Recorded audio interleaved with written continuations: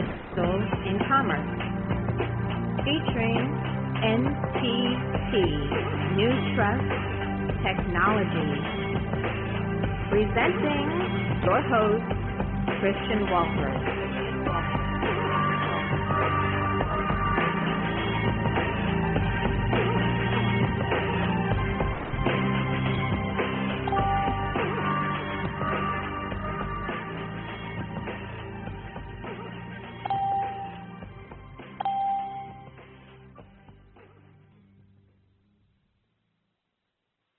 Welcome, everyone, to this Monday, June 7th, 2010 edition of Money, Banking, and Trust by Moving Titles and Commerce. I'm your host, Christian Walters. Welcome to NTT as New Trust Technology, and we'll go to the disclaimer next.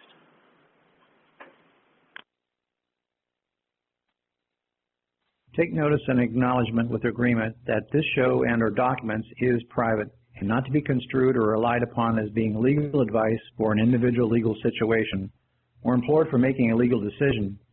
You will not use any of this information for making a legal decision or performing a legal procedure and is not a substitute for legal advice and or guidance by a licensed attorney. This private show and or documents are for academic informational purposes only to be used at your own risk without liability to Christian Walters.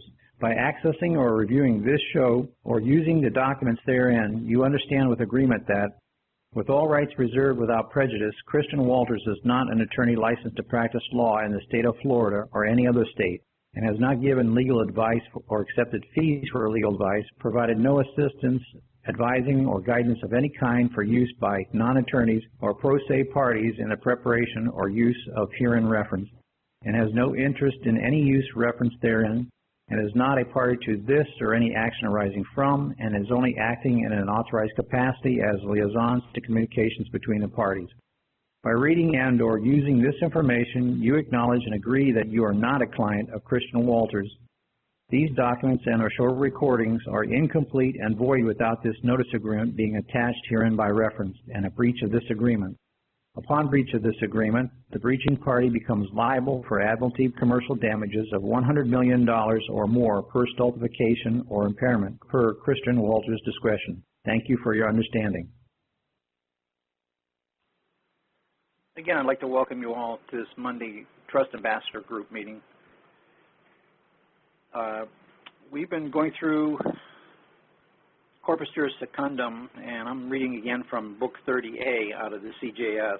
And last Saturday's show was a continuation on remedy at law, which is starting at section 17 in the book there. And we picked up on Saturday's show at section 27, which was torts generally, and we finished up the section all the way up through to page 201, finishing off with the parties last Saturday and picking up on next Saturday with section C, particular grounds jurisdiction. But I'd like to take today and possibly tomorrow to review this section B, remedy at law, starting at section 17, which we've been covering the last couple weeks, and open it up for questions there on that. But a quick overview of the remedy at law, or basically how do we get into a court to get a remedy. And so it's a remedy at law, but really there is no adequate remedy at law without lawful money. And how do you prove that? And it's all colorable. So we really can't bring that argument into court because you can't commingle and breach the trust because that's private. And if you try to bring that into the public, you've commingled into the public that private, and you've breached the trust yourself. That's another reason why you can't bring this stuff into court, the truth, because the truth was locked up into trust, held into private. But the general remedy at law is that the adequacy of a remedy at law as a line of demarcation between the courts of law and equity is strictly preserved. And the touchstone for equity is the lack of an adequate legal remedy as discussed in sections infra 18 through 20. And where the legislature has created a clear remedy for the specifically identifiable evil, the court of equity will enforce that remedy. So 18, the lack of a remedy at law as the grounds and limit of jurisdiction. So as a general rule, the inadequacy of a remedy at law, that would be the ground, is both the foundation of and conversely a limitation on equity jurisdiction. So unless the legal remedy is made exclusive by statute, generally equity may be stated to have jurisdiction in all cases of rights recognized. Rights recognized. So equity is all about rights. And protected by the municipal jurisprudence where adequate and complete legal remedies cannot be had. In other words, the touchstone for equity is the lack of an adequate legal remedy. So we might want to see the action to enforce below, where it acts into evidence demonstrating that there is no adequate remedy at law, where the village's action seeking to enforce provisions of a pre-annexation agreement was improperly dismissed under the theory that the amended complaint was deficient because it did not allege facts demonstrating that the village had no adequate remedy at law. So it goes on to talk about the peculiarity or the special jurisdiction of equity by statute if it was conferred, unless there was some special or substantial ground of equity jurisdiction as alleged. And if this conference is now being recorded. It was necessary to be proved. And its application necessarily depends on factual circumstances. Remember, we're talking about circumstances being exegetic or exigent circumstances. And the adequate remedy at law has been said to be a legal term of art having to a settled and well-known meaning in equity jurisprudence as referable to a remedy for damages and to the civil court. And equitable remedies cannot be pursued until legal remedies have been exhausted. An ordinary bill in equity cannot be maintained to obtain precisely a plaintiff can secure by an action at law. So then the applicability of a maxim in the footnote, where the maximum, if there is no remedy at law, equity should act. And that presupposes a remedy which is inadequate and may not be invoked when there is in fact no remedy at law. So the rule that equity will not grant relief where there is an adequate remedy at law applies only when the case stated that the legal remedy, when there is a legal remedy, a distinction is to be observed between a case cognizable at law but for which the law has no adequate remedy and a case that can be adjudicated on the merits only in a court of equity. In one, the equity court is invoked only for a remedy. In the other, for an adjudication of the rights of the parties on the facts. Where the suit is properly cognizable in equity, the existence of the adequate remedy at law may justify a court of equity in refusing to entertain the matter. Where the matter is legal in nature, the absence of the adequate remedy at law is necessary to confer equitable jurisdiction. If the fact stated that the case is of a nature cognizable only in a court of equity, plaintiff will not be shut out of a court on the suggestion that on another state of facts he might recover that which would be equitably satisfactory in another tribunal. So I've got a lot of red highlights in this book, and I don't really want to touch on everything, but just the main points. But there's a lot of main points in here. And I would really suggest that people would get Book 30A of Corpus Juris Secundum and run a copy off of the whole 250 pages of equity, because when you got done studying that, you'd probably know more about equity than most people in the world do.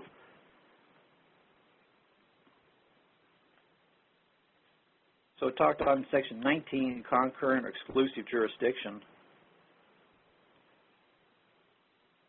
where a jurisdiction of law and equity is concurrent, plaintiff is not necessarily compelled to resort to a legal remedy, but it may be within the discretion of the equity court to determine whether it will assume jurisdiction. Where exclusive jurisdiction to adjudicate a matter has been placed by the Constitution or statutes in some other court, the Chancery Court is totally without power.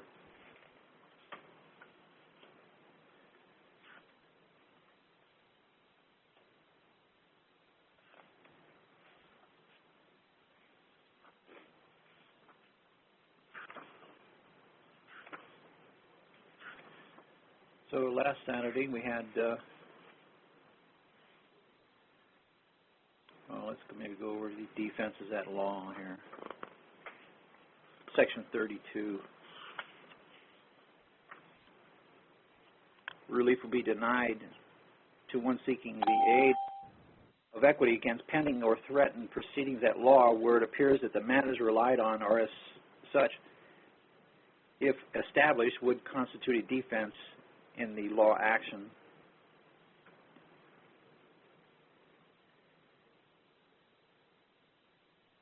Section 33, relief sought available at law, where jurisdiction in equity should be declined because of the existence of an adequate remedy at law depends on the nature of the relief demanded. And then 34, classes of legal inadequacies.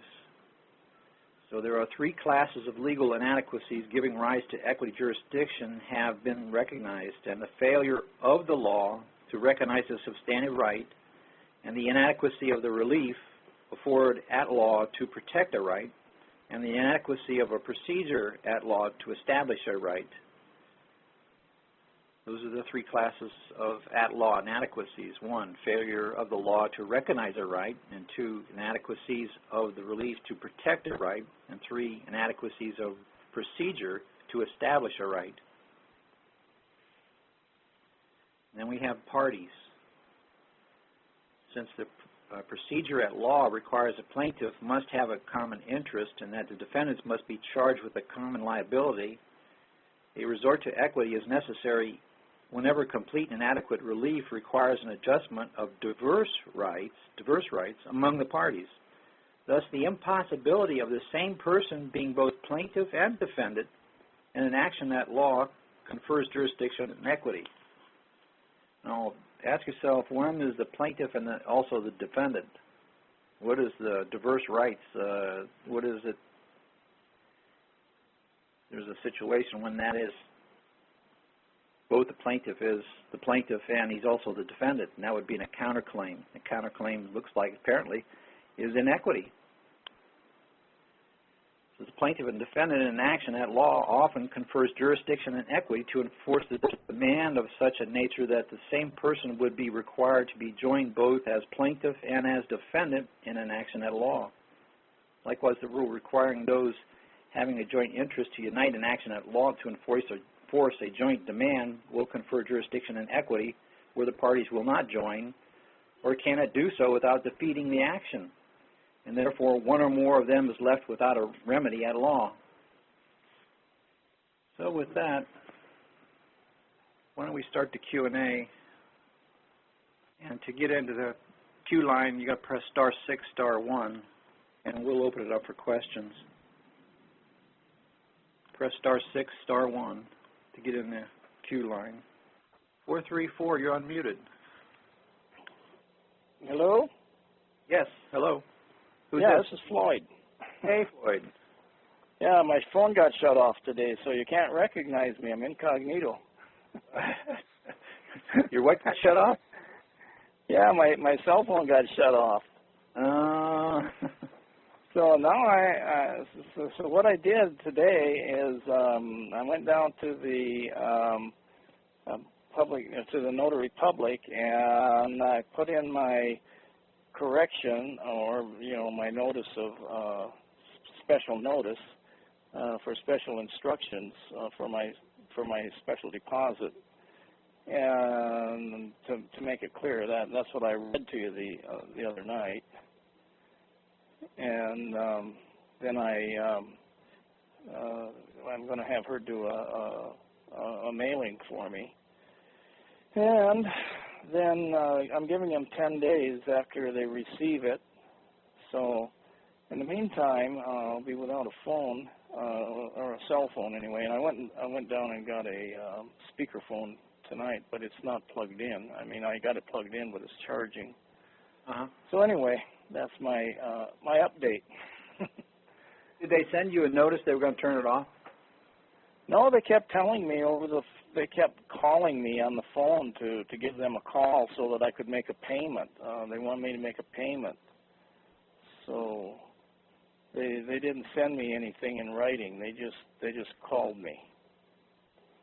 So there was nothing that I could put down in writing that I had received that.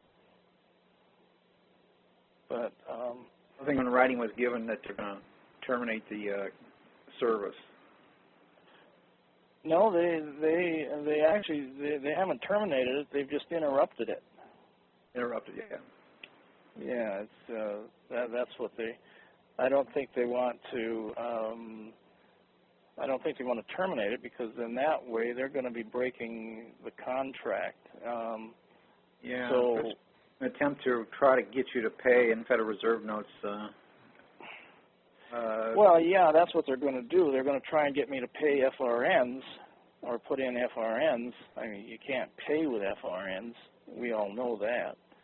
So what's your next step again? You're going to do what now? Well, after they've received my instructions, my special instructions for the special deposit, to apply the special deposit to the payment and release the excess to me. Then if they don't do that in 10 days, then I'm going to send them. I'm going to send them a notice of breach of trust and tell them that they are now in breach of trust, and that I'm giving them 72 hours to cure or to rectify or to correct whatever trust vernacular is. I guess it would be correct, wouldn't it? Yeah. So they haven't really received the instructions to. Yeah, they did receive them, but the instructions were kind of ambiguous.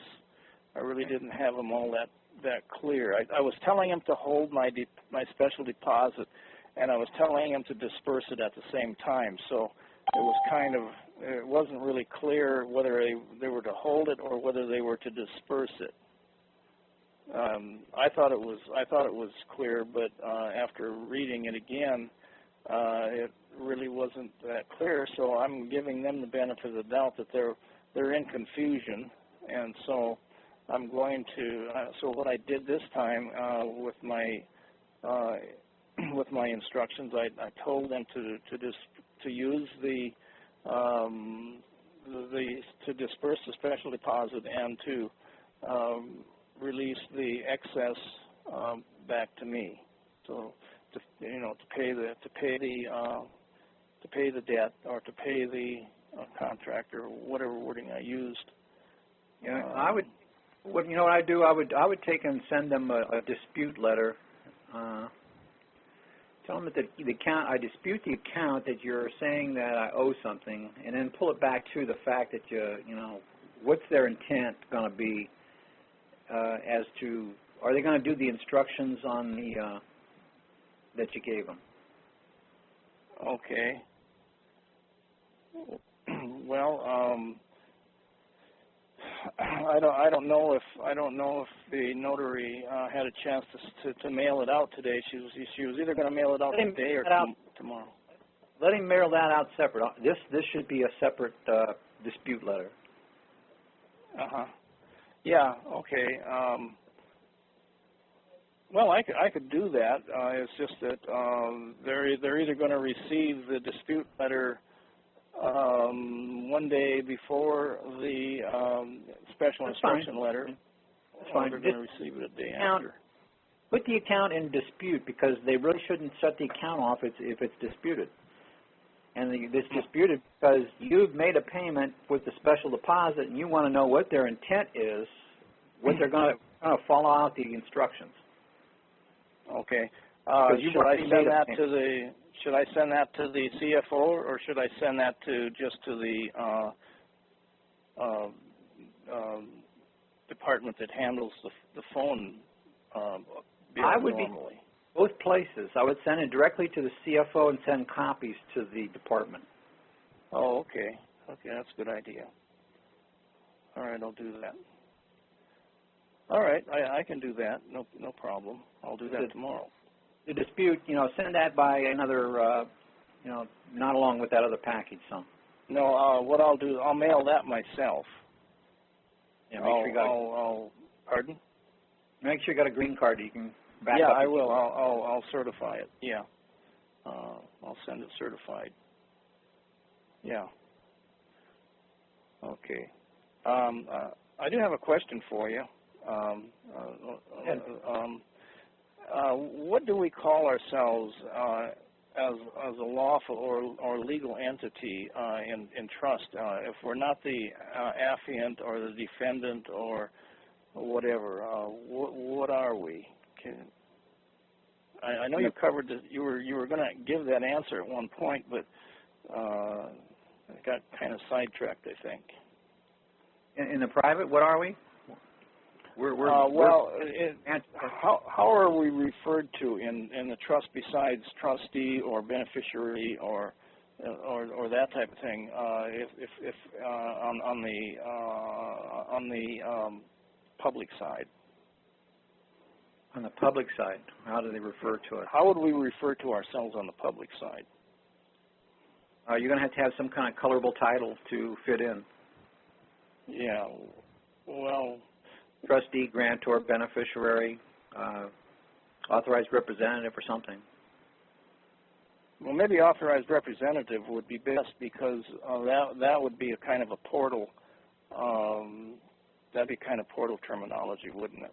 I don't like authorized representative anymore. Well, I don't like defendant either. It's UCC. Authorized representative is UCC, which is debtor creditor. Yeah, I know that. But it could also be, it also could refer to grantor, beneficiary, or trustee also, couldn't it? I mean, we know. I don't think so. It's just a different type of relationship, but it's not trust. And I don't think anything that's not in trust is not private. Everything that's out of trust is public. Yeah, well, if we were standing before the judge, so we would just refer to ourselves then as grantor or beneficiary or trustee, whatever the case may be. Then, no matter what. Then. Right, I'm here standing before you as grantor, in fact. Okay. Okay. Well, that kind of clears that one up. I think, anyway. Yeah, I believe. Any position outside of trust is in the public realm, and it's some other type of an agency or another type of relationship. I mean, whether it be agent or authorized representative or debtor creditor or, in fact, secured party creditor, all that stuff. That's all public terminology. That's all under commerce, and that's all debtor creditor stuff. That's not private. Okay. So then we just need to stick to grantor, beneficiary, trustee then. Yeah, I think so. Yeah. One of those parties in the trust. Okay. I looked for. I went back on Skype. Side separate from the one side, the public side can't appear in the public. The private side can't appear in the public. The public side can't appear in the private. They can't be crossed. If you try to cross them, you commingle them. And you breach the trust yourself, and you're incompetent, and you're an infant. Yeah, right. Exactly. Yep. I went back to see about that information you sent me on Skype, and nothing appeared on Skype, which I thought probably was going to be the case. So. Yeah, I didn't get a chance to get back on so we could both connect. So. Yeah. Well, I sent you my email. Yep. I haven't checked it yet. Haven't checked it. Okay, I sent you both phone numbers. Okay, great. Now my cell phone, of course, now is shut off, but I did give you the other phone number too. All right. Well, I'll call you on that line then. Yeah. Okay. Until I get things straightened out, that's what you'll have to do. Okay then, Christian. I can't think of anything right at the moment that I need to talk to you about, or as far as any more questions right now. I might get some more later on if I hear somebody else bring something up. Okay, thanks. Come on back in when you got something else. Okay, thanks. All right, if anybody's not in the queue line's got a question, you got to press *6 and *1 to get in. Pete, you're up next. You're unmuted. Hello. Hey, Pete. How are you? Hey, Christian. Yeah, I'm good, thanks. How are you? Is it raining over there? Yeah, how's it you know? Because it's raining here. Oh, okay. So we've got Florida weather then. How cool.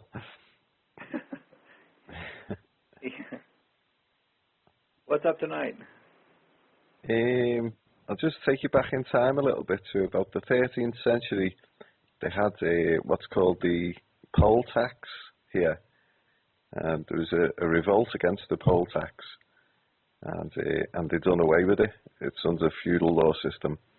Then in the 16th century, they brought it back, and again there was a rebellion. And then in the 1980s, they brought it back again, and there was murder over it, you know. So what they done this time was they changed the name of it to council tax, and it's basically to pay for, you know, the district services that they provide, collecting the bins and policing the streets and things like that. Mm-hmm. So last year,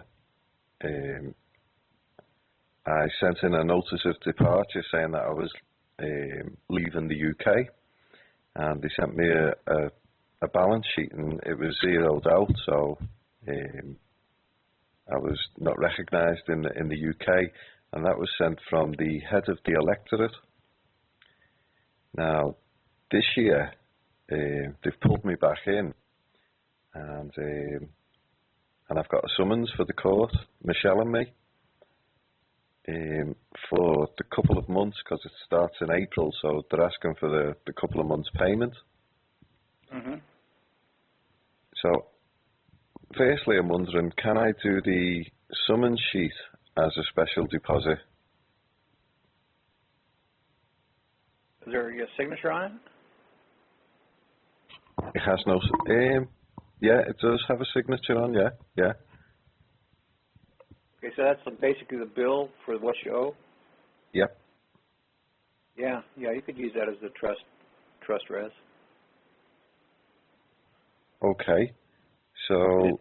If it didn't have your signature on, I'd put your signature on it and then use it as a special deposit, because if that's the bill, that's the debt title, then put your asset title on top of that and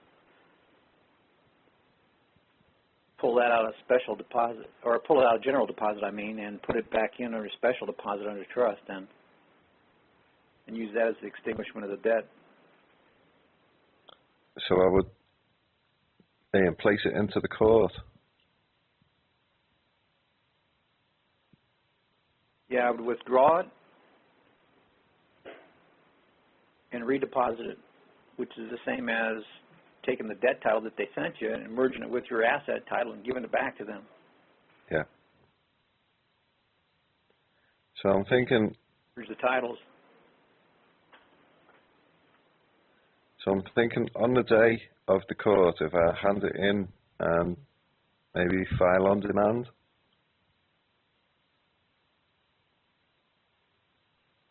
Yeah. Yeah. What are you going to file on demand? The instrument. Is that with the clerk? Yeah.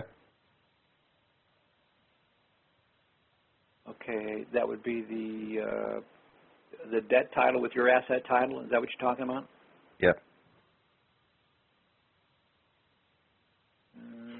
I don't know if I'd want to do it that way. I think I'd maybe save that for the private side, for the in-chambers. But I give them some notice, some notice into the court that your notice of withdrawal and change of status in the general deposit back to a special deposit in an extinguishment of the debt. Yep. Okay, so I'm imagining that the court case is going to go ahead. Yeah, we got a claim of act as being the debt's paid. Okay. So when they ask you, what's the debt paid? I don't see where it's been paid. Well, we'll go to Chambers and we'll talk about that.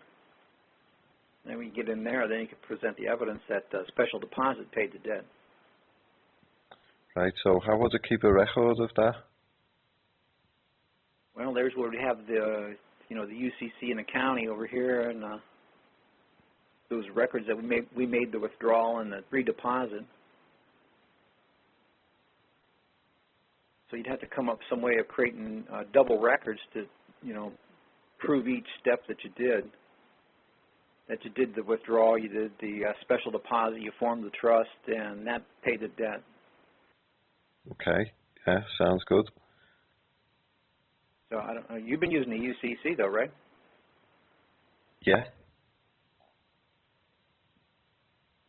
How about the county? Can you get a county certified copy of things? This? Well, the way I'd done it last time for locally was I emailed it to the local notary for him to hold. Mm-hmm. So I'm thinking maybe do the same again, or even give a notice into the court. Yeah, just so I can create some way two records. That's establishment of any fact. Yeah, they have notice boards in the court, and I can get a certificate of service or certificate of publishing.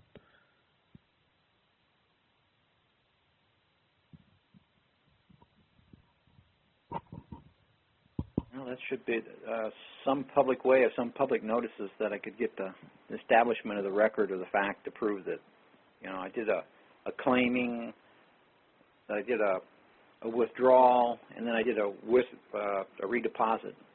Yeah. 3-step. Okay, could and I? They had all the documentation with the instructions, and then I could say, here I am. I'm in court to see whether or not this has been taken care of because I've already granted you my name in confidence with the reliance on to be blah, blah, blah used for extinguishment of the debt. And if you haven't extinguished the debt, then obviously if I'm here and you haven't extinguished the debt, then we got a breach of trust then. Yeah. Super duper. There was where... I think to tell you, on that. Yeah. I'm sure we've been over it many times, and there's a nice, concise way of saying it. Yeah, brilliant. I just want to say that one of the groups today got news that the CEO of the bank has accepted trustee position on her special deposit. How did he accept it? You wrote back and said, okay? Yep. Wow. Okay. Fine. And she's only listened to one audio so far. Well, is this beginner's luck or what? Yeah, it sounds like. And what luck. So yeah, just wanted to convey her thanks to you. Well, thank me when you get your bill paid. Will do. Okay, sounds good. Thanks, Christian. See you later. All right. Bye. Okay, anybody else? Next caller? It is the most potent. And so I like people to have worked up to it for a month or two. Dennis, I guess you're unmuted. Dennis or Denise, is it?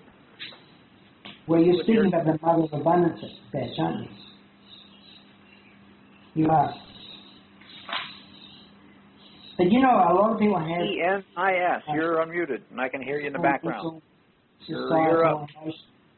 Dysfunctionalities that prevent them from having that abundance. Hello, talking. Who they are as a being is not up to receiving. Yes. All right, go to the next caller.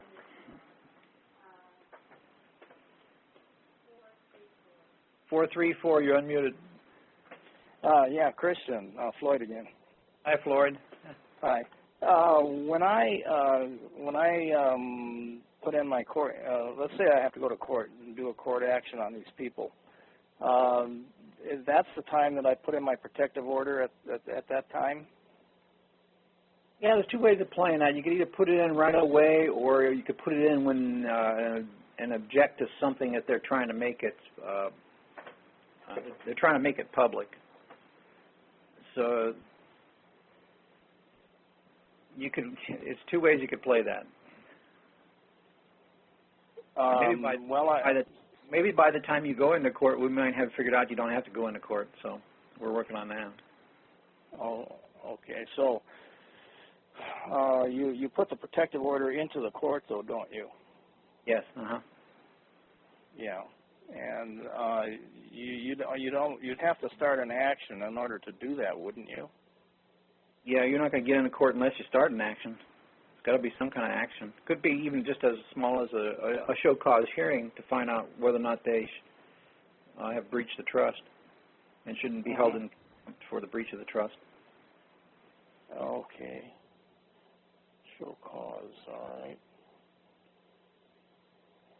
And that would be, then I would put in my protective order.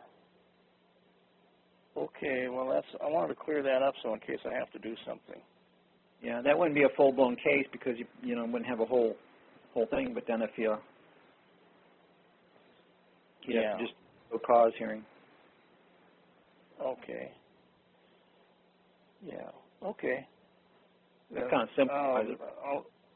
I'll let you know if when it gets to that place. But I just wanted to kind of be prepared, and thinking ahead what I need to be preparing myself for in case it happens that way. Mhm. Yeah. Okay. Thank you.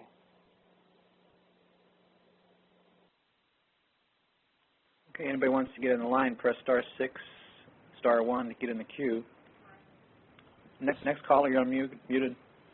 Michael, you're unmuted. Hey, CW, how you doing? Hey, all right.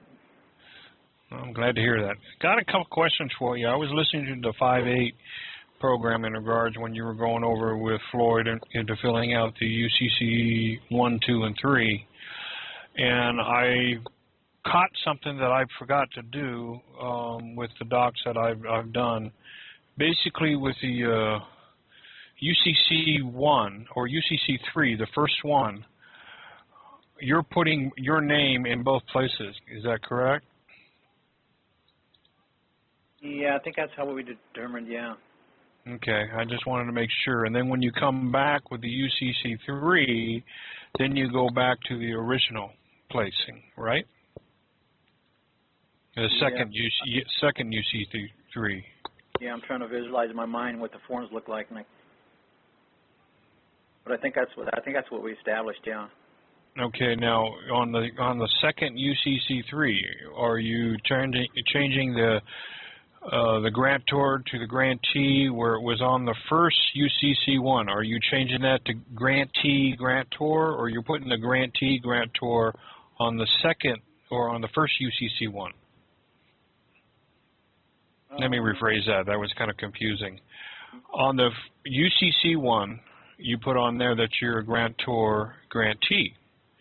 On the second UCC 3, or on the first UCC 3, you suggested putting grantee grantor in the collateral box to make clear that where the standing is on each individual. Yeah, for the withdrawals, one back to you, and the other one, the other 3 was a redeposit. Okay. Now the UCC 3, the second one, you go back to the grantor grantee. Is that correct? Because now you're putting that into a special deposit. Unmute Floyd. Floyd, you come back on? Because it was listening to that tape between Floyd, Shane, it was bouncing around. It was kind of difficult to understand exactly what they decided to do, what your suggestion was. But that's basically what I got out of it, the gist of it. Floyd, raise your hand again. Okay, Floyd, you're unmuted. Because he just dropped off. Well, in the verbiage in the UCC 3, the first one, you put this is done pro tuck from the date of, and a public notice as grantor. Now, if that's the case, you would become the grantee and not the grantor in that verbiage. Is that correct? Hello, Christian. Yeah, there you go, Floyd. Yeah. Oh, okay. No, you keep, in the nomenclature change, you keep it grantee, grantor on both of them. On both of the UCC 3s? Yes, Grantee, grantor. Grantor, yes. Because the grantee is going to be the trustee in the box number 4, I believe it is. And you're going to be the grantor in the box number 9. I think it's 7, whichever one it is. Well, it's number 9 and number 7 Yeah. would be the. So in other words, when you in a number 8 in the collateral box, you put in there grantee, grantor. Is that correct? Right. As nomenclature, correct? Yeah, that's the nomenclature change. Grantee, grantor. Yeah. Okay. So you don't change. You don't change the verbiage. Well, the verbiage is in your collateral box, and that's where if you haven't pulled your res out of general deposit, that's where you have to make your verbiage say that this was to precede the second UCC 3 first. Yeah, I understand that. Well, I understand that because it's a general deposit. But what I'm saying is that the verbiage is this is a non-pro tuck from the date of and the public notice as the grantor. What I'm asking is the grantor. If that's the case, then you're turning the grantor as the company or person that you want to hold it. Is that correct? You're letting them to withdraw it? No, you're the grantor, and you're withdrawing it. But if you switch grantee grantor, then what you're doing is you're going to be switching your nomenclature change to you're going to be giving them the position of grantor when they're grantee. That's what I mean. Yeah. That's what I mean. If you do that, you're telling them to take it out of general deposit. No, you're the one that has to take it out of general deposit, not them.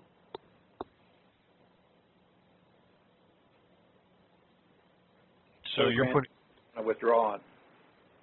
You're the one that has to do the withdrawing, Mike. Well, I understand that, but what I'm saying, you're saying that the nomenclature has changed. And if I put that at number 8. I'm saying that you don't change the nomenclature. You keep it grantee grantor in both cases.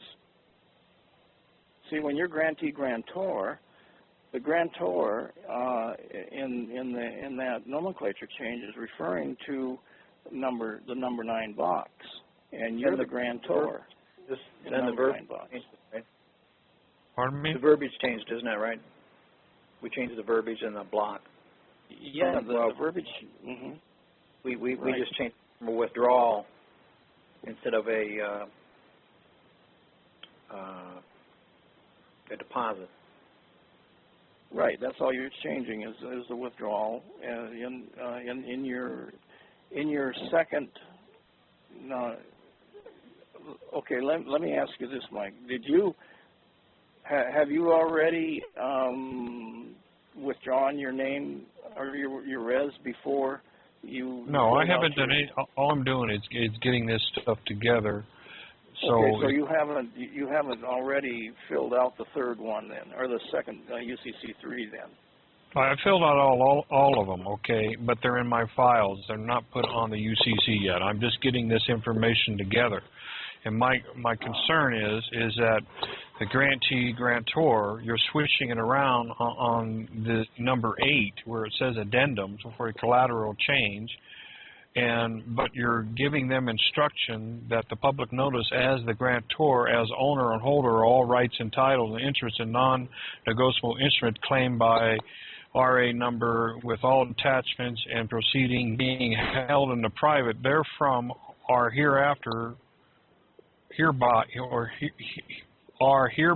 fully transferred as withdrawal from general deposit prior to filing number. So my question is, okay, that is direction from me as a grantor, but you're telling me to put a nomenclature in that same box to say that I am now the grantee and they're the grantor. No, in your nomenclature change, you're just putting a nomenclature change, grantee/grantor. That's the notation that you're making on the bottom of the UCC3. Okay, and, now the bottom where? The bottom where? In item 10 or item 9? It didn't have a place to put that. It's on the 1, and the 1, that's where we set it up in the 1. So we didn't really make a change from on a 3 as grantee/grantor. What we did was change the verbiage in the lateral block from a transfer to a transfer being withdrawal. So in other words, you're saying you did that on UCC1? Because originally UCC1 was you're the grantor and they were the grantee. Right. And that's the way you want us to keep it. The 3 follows suit with the 1 on the nomenclature. See, on the so you're not putting any type of nomenclatures on any of the 3s. Is that what you're telling me? No, the nomenclature on the 1. 3. Okay, the nomenclature on the 1. Originally, you said grantor, grantee, but now you're saying grantee, grantor? On the UCC3, I put assignee, assignor. I mean, you can put grantee, grantor if you want to, but I put assignee, assignor. On the 1, grantee/grantor, and grantee is the debtor. Grantor is pure party creditor. All right, I've already got that. So in other words, on everything else, it's the same because I've already got the assigner, assignor, and basically the assignee and assignor on UCC3. The first one you do is that you're taking the place of both parties.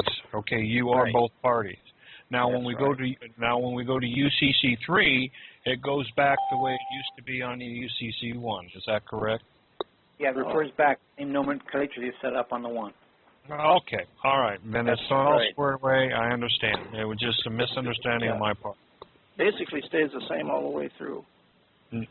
No, you're just changing your signature on the UCC3, the first one. You're both parties. But on the UCC3, the second one, you take it back to the original where, quote-unquote, you're the secure party and they're the debtor, but really they're the trustee and you're the grantor. That's my understanding. Okay, I wanted to make sure because I know some people are getting some stuff out and I don't want them to get themselves in a rut hole and just go around in circles. That's one of my questions, and thank you very much, Floyd. Okay, you're welcome. CW, I do have one question, though. Okay. In regards to the UCC1, the UCC3, the first one, and the second one. Now, with the paperwork that you're going to be looking at, would it be necessary to do the second UCC3 because we're not closing it out? Well, there might be some circumstances maybe you might want to do that, yeah. Well, because of the documents that you're going to be looking at, that's what I'm referring to. Okay? So when you take a look at them, that's my question to you, because it's not being closed out.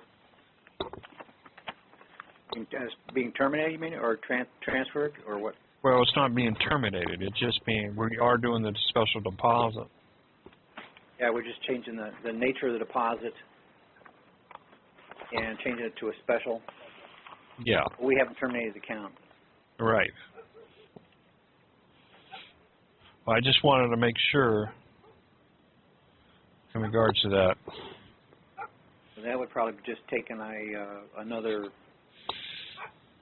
Well, my question is, okay, we've got 2 UCC3s, okay? Now, if we're going to keep it open, we keep the 2 UCCs in play. If we're going to close it out, we have to add 1 more UCC3 and close it out. Possibly, or else we might just give an order to terminate it because... okay, so with the instruction letter that goes along with it. Okay. Yeah, give me a final accounting and settlement and terminate the account. Okay. I just wanted to make sure. Trust to funds the principal to my hands. Okay. Okay. I understand. I was wondering if we do that into play. And then also one last thing is the power of attorney. Now, when you're taking back... You may be right, because we could use a 3 to make up the record as the notice that we've given that, so that would be the record that county. So we could do another 3 and another county. Okay, that's what my question was. And then also, being the grantor, okay, we're moving the titles, we're making claim that we are the grantor when we're filing all this stuff. Now, on our instruction letter to whoever we send to, do we actually need to put down that we are not rescinding, but we're basically not giving them full power of attorney? In other words, it's restricted because they have to be able to still do what we tell them to do? Yeah, give them power of attorney over limited what exactly specifically you want them to do, so don't give them any more than that. Okay, I want to make sure of that, and the reason being is because from some other people that have done it, they come back and these creditors, per se. Trustee has total control of the account once you gave it to him, unless you wrote it in the indenture and put it specifically what he was supposed to do and what he can't do. Because if you just gave him carte blanche, gave him trust res, he can do anything he wants with it. Well, I agree, and that includes turning around and selling the so-called debt that, we're trying to relinquish. Sure, he gets rid of the debt on his paperwork, but then he turns around and sells the debt to any type of person out there, and then they come back after you. And then that's what, concern. No better off than we were before. Okay. All right. Thank you very much, sir. You made my night.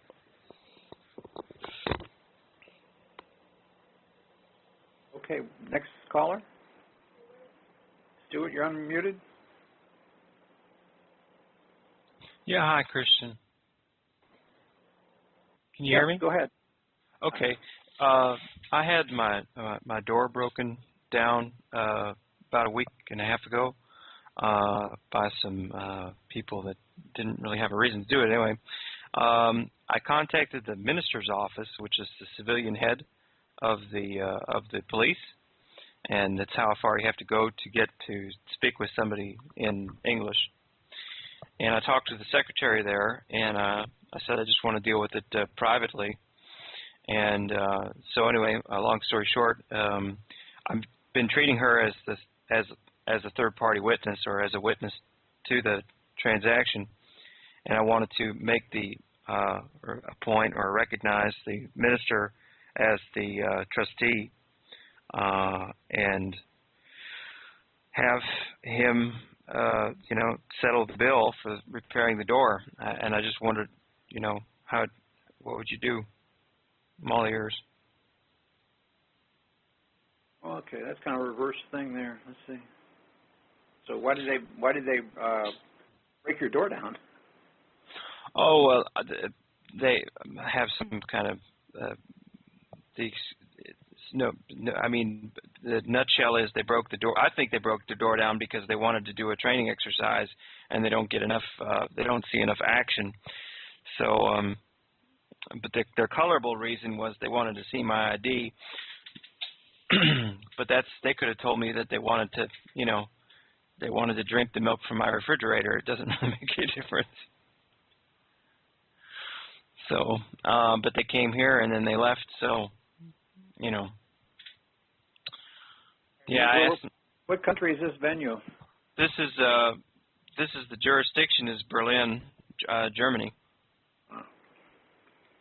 But it's the same phony baloney nonsense that they do over on the States and stuff. It's just they probably would have broken down the door more quickly on the States. That's the one thing. I talked to Chris Summers about it, and we were joking about it. Well, it's like, when somebody gives you a bill, we can take that debt title and turn it into an asset title and give it a merger. But now you're going to have to set up a debt title yourself. You're going to have to send them a bill. Well, I've already got an offer or an estimate or from the door and lock guy to have it fixed. Like we called somebody up and you said, got to turn the estimate into a actual bill, a title for a debt. Then once you've got a title for the debt, then you can merge it with an asset and pay it with trust res as a merger. But what you're doing is your own debt that you're creating. You cut out there. Somebody made a ding or something on it. Yeah, well, what you're doing is you're paying your own debt that you've created with your own asset. Mm-hmm. That doesn't make sense. You either have to get them to present you with a bill for something, or something. Well, I got some presentments from them, but I just returned to sender. There's nobody here at that address by this name. I mean, one of their presentments was a claim by somebody that I was. I don't even know. It's all in Germanese. That's what I call it. And it wasn't. It said that I refused to sign it at the bottom, but of course they never even showed it to me, and it's just a duplicate. They've been sending you offer for whatever reason. Those are the bills. Those are what you need. That's what you need to turn into trust res. Hmm. It doesn't make sense for you to create a title, debt title, and then send it to them, and then you turn your debt title into an asset and pay your own debt.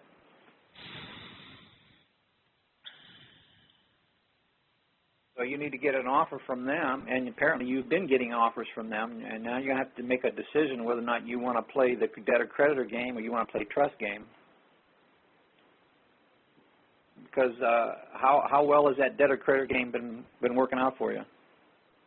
Well, I don't play games. They broke down my door, and I just wanted to pay the bill to fix the door, okay. And I don't want to deal with their phony baloney jurisdictional nonsense. What you might not have known is that by not handling this under trust is that you've really been handling this as under the debtor-creditor game.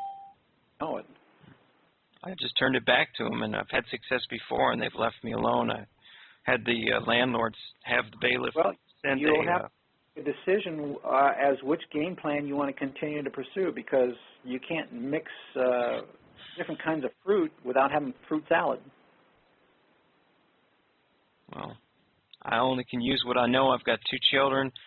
I've been sick for years, and I'm just coming around now in the last 6 months or so. So I'm trying to devote enough time to listening to all your calls, and I'm sure they're very illuminating and interesting and everything else, and informative and educational.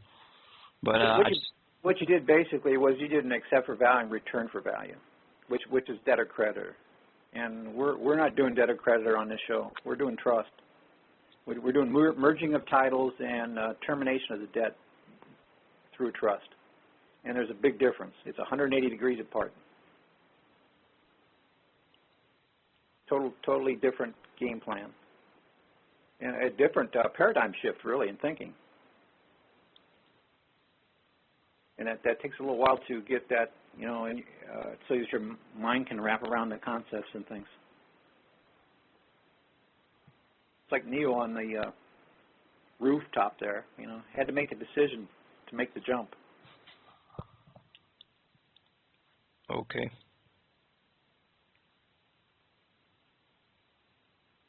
So that's all I can tell you. Just keep studying trust, because I think that's really the basis that all this debtor creditor stuff sits on top of. Another question? Anything else? No. If there's nothing else, we'll go on to the next caller then. Dennis, you're unmuted, or Denise, I believe. Which one is it? Okay, there's a caller in the queue on Skype. We don't know exactly what your call handle is. AHDENIS. You're on Skype. You're unmuted. Hello. Can you hear me? Yes, yes. Who's this? Oh, great. This is Dennis. Dennis. Okay, we weren't sure. Sorry about Look, that. I'm so Dennis. enthusiastic about the work that you're doing. And what I suppose my question for today is really how have you noticed any reports that any part of Australian jurisdiction is different from the is functions in any different way from what you're dealing with in the U.S.? That I couldn't answer. If there's anybody else on the call, maybe could help you out on that, maybe.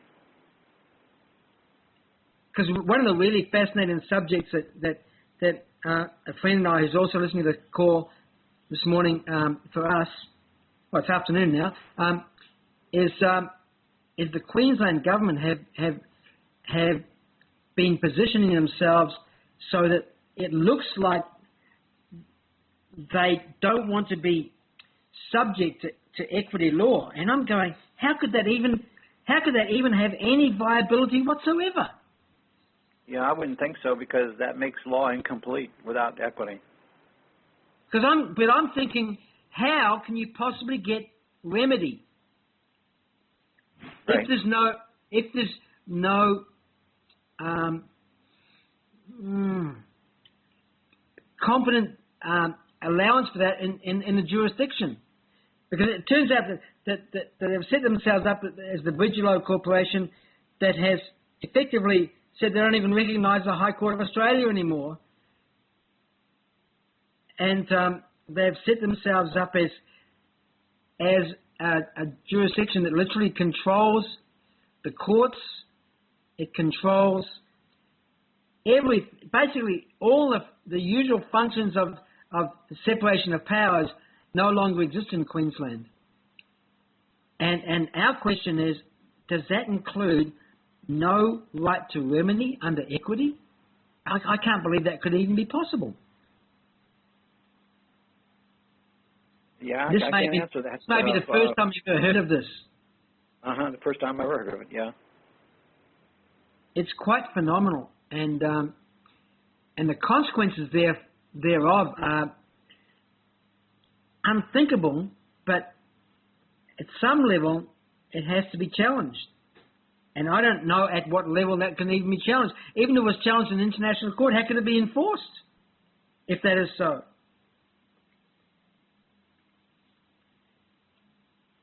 Look, this may be outside the scope of this call for you. Yeah. Well, if anybody else is on that can add something to that, why don't you give him a queue line, *6, *1. So listen, I'll leave that in the space as something to be considered for anyone else who knows anything about the current circumstance in Australia, especially in Queensland, because it's a subject that the group of us that meet regularly here at my home in southeast Queensland, I've been talking about last week and probably will tomorrow when we meet again. And I just thought I'd put it to the group at large to see if there's any. I can't think of any precedent that anyone, any organisation or social engineers could rule out the possibility of a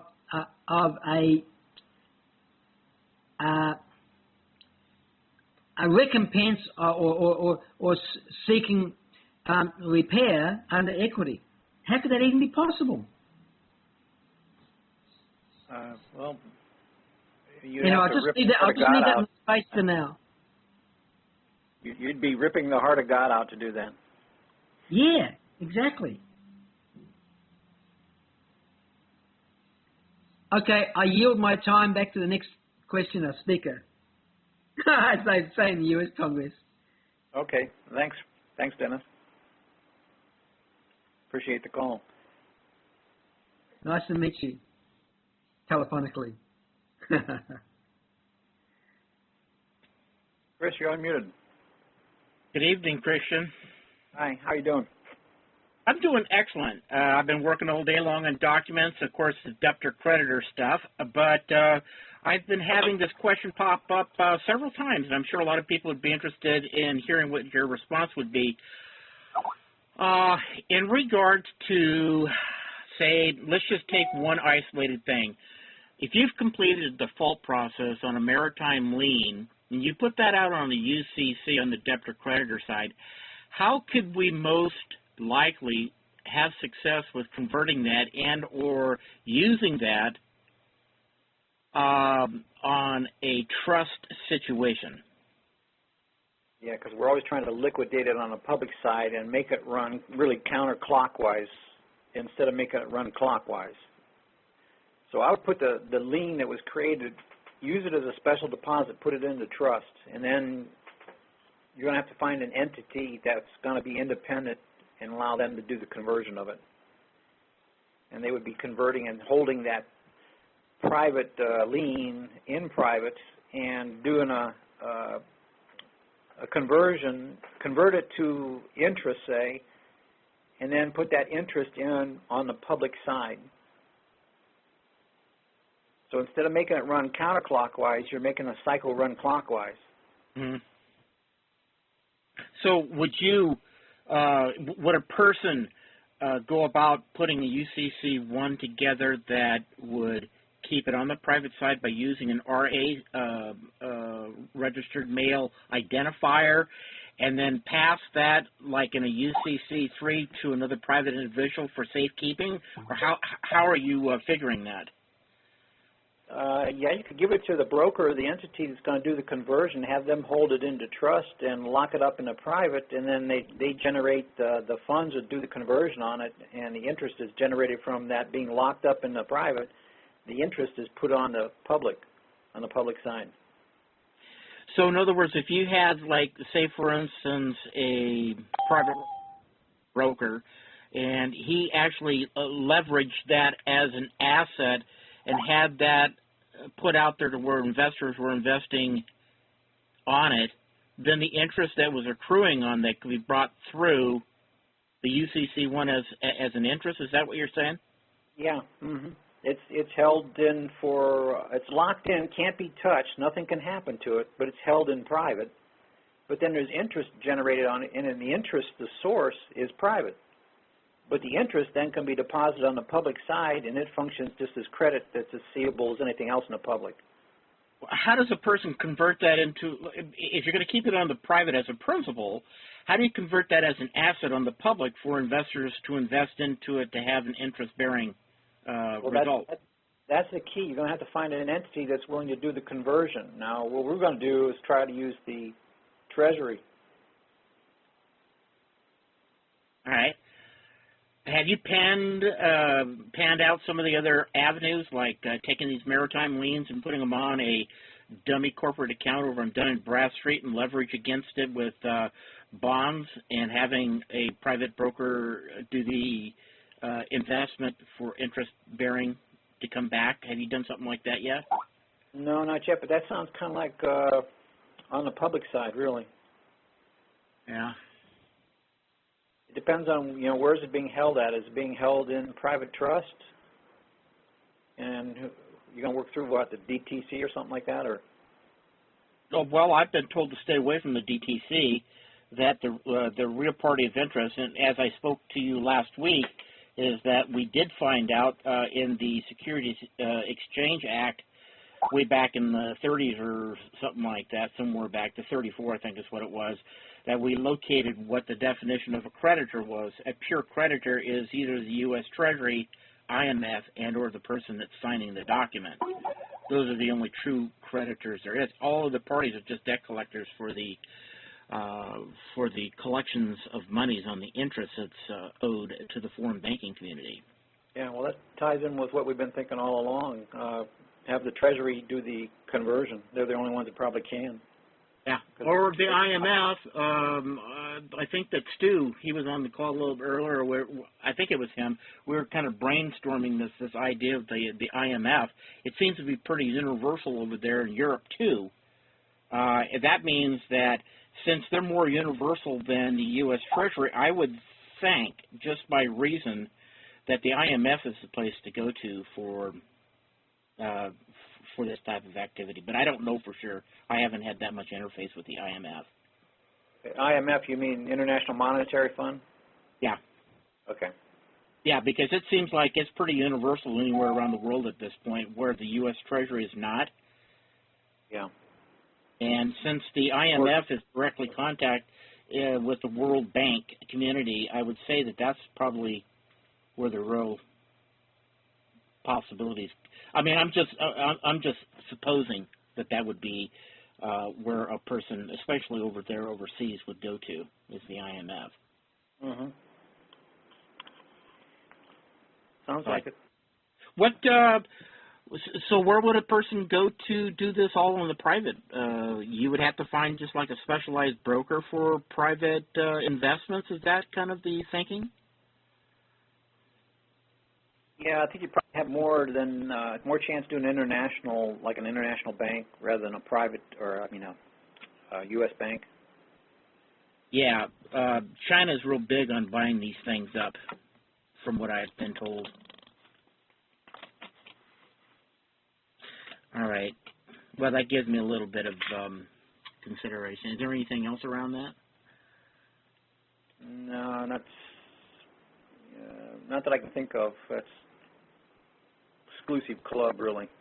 Yeah. And then they don't really like you to get into the banks don't. But that's how I was trying to sidestep it around the banks, either by going internationally or going just strictly through the Treasury or the IMF, like you said. Well, there is some of my research for Tim Turner's camp yielded that there is maritime courts, and that we have been suppressed from finding these maritime courts here in America, although I had talked to somebody which knew of a maritime attorney out there in Seattle, of which that's all he actually did do was to prosecute, get judgments, and actually did the collections of maritime liens. And so I was kind of eager to see what he had to say in regards to being able to take these maritime liens and running them through a maritime court and seeing what transpired from that. Yeah. See, I'm thinking that the problem is with these maritime liens and all these other liens is they're still debtor-creditor side liens, and they're public. And they still fall into discretionary trust. So if we put them in trust and then we prove and claim the trust, and then instead we could sidestep it by going through the Treasury, IMF, mm-hmm. and that private instead of trying to do it on the public side. So it's actually in reverse. Are you aware that the U.S. Treasury has a private side to it? Yeah. Mm-hmm. Okay. Because, like I said, the debtor-creditor group that I've got out here, they're pretty innovative. They're coming up with things that I haven't heard of, which is pretty exciting to see that they're still growing on that side. But apparently, from what they were saying is that they have made or have had confirmation that they have access to the private side of the U.S. Treasury. So I was a little excited to hear the results of that, but I have not spoke to them since last week. So yeah, so if they gain private standing by trust. Yeah, I mean, this could be exactly the avenue that, if with our formulas and what we're doing over here, it could be the exact office. Yeah, the exact office within the U.S. Treasury that we may take our stuff to also. So, yeah. But anyway, that's all I had to say for right now. Okay, great stuff. Yeah. All right, thanks. Okay, Pete, you're unmuted. Hi. I just wanted to give a shout out to Dennis. that we've got an Australian Skype group, Studying Trusts. If he wants to join and maybe bring some of his colleagues there in Australia onto that group as well. I guess she already Skyped him, so. Sorry? I believe she already Skyped him, so. With Who? the number, or how to get into your group. Oh, right, oh, brilliant, okay, yeah. I look forward to hearing from him then. Because some of the Australian guys have just been asking me about him. Okay. Yep. And maybe if the German guy wants to get on, I don't know whether he's involved with Chris or anything like that. Anyway, that was it. Thanks. Okay. Thanks, Pete. Yeah. Stu, you're up. Well, this is Stu again. I just had a question about this man that said that something about equity in the Australian courts. Is that only dealing with the system where you have no real money? Well, no, there's different like states, like Queensland's one state, like in Australia, but I believe he was just talking particularly to Queensland. Some of the other states didn't have the same law form, I guess, so they're outlawing equity just in Queensland. Okay. I don't know. Okay. Like a So, before, so the other my or whatever. I don't know. Okay, I'm sorry. I'm just trying to figure out in my rack in my head, because the equity exists because there's no lawful money. There's just legal tender, right? Is that right? Yeah, that law doesn't exist. Common law, because there is no money. Yeah. Okay. Okay, but the common law would be the replacement for equity if there was. Equity and common law run side by side, where Okay. actually there's deficiencies in common law, and it's taken up and smoothed out by equity. Okay. Super. That's the only question I had. Thanks. Like you need both at law. You need both law and equity to balance each other out. So if we take away the equity, which is the balance for at law, then we've got an out of control law system. We have just the harshness of judgment, where equity was actually temperancing judgment with, under certain circumstances to basically forgive by grace. That, just not a total judgment all the time. There are certain circumstances where the law is just unjust or does not apply, and equity has to fill and even things out. Okay. Anything else? No, that was just a simple question. Thanks. Okay. Thanks for coming back on. Next caller. Doug, you're unmuted. Doug, you're unmuted. Okay, sorry. I had my mute. There, I hear you. Yeah, I had the mute on free conferencing, and I forgot about that part of it. Okay. Well, I think I wanted just to mention what I think is a missing dimension, and that's where we are coming from. I think we are really not in the private yet until we really are on the land. And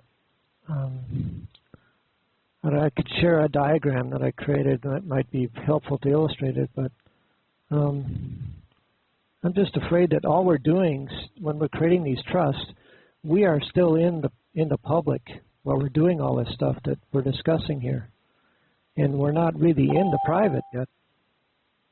Okay, how do we get into the private then? Okay, I've been following Keith Livingway, and I think you're probably aware of him. Yeah, well, we've discussed about boundaries, the name, and right. Public versus private. Right. I was thinking that, and I'm planning on filing Form 101 to actually establish my metes and bounds. Right now I'm in an apartment, so I'll have to do a declaration of dominion, is what they call it. But I think that's going to make me put me in a better position when I do trusts. It'll be connected to the private. Now I was just wondering what you thought of that. Position that if we claim trust, trust is solely on the land, and by claiming a private trust, then you are on the land. But don't you have to be in the land before you claim the trust? No, I don't believe so. It's your intent and purpose that I do a general deposit withdrawal and do a redeposit under special deposit, which would be trust, placing myself back on the land. It's a declaration, a political election, and nobody can do that except you yourself. Yeah, and I think that's what his trust is, the trust that he's, basing on Genesis. Yeah, so I think he's associating with the UPU, which already has probably a land boundary, and then getting them to recognize that, and then you're linked with that, and there's your second witness. Yeah, okay.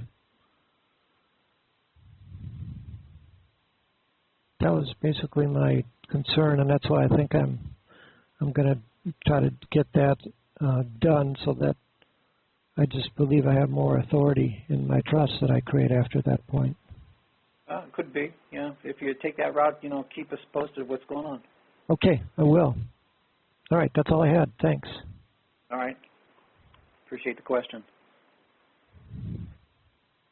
Nobody else is in the queue, so if anybody wants to ask a question, press *6, *1. Or if anybody wants to come in and ask another one, repeat. Chris, you're unmuted. Yeah, just a little bit of input about the definition of equity.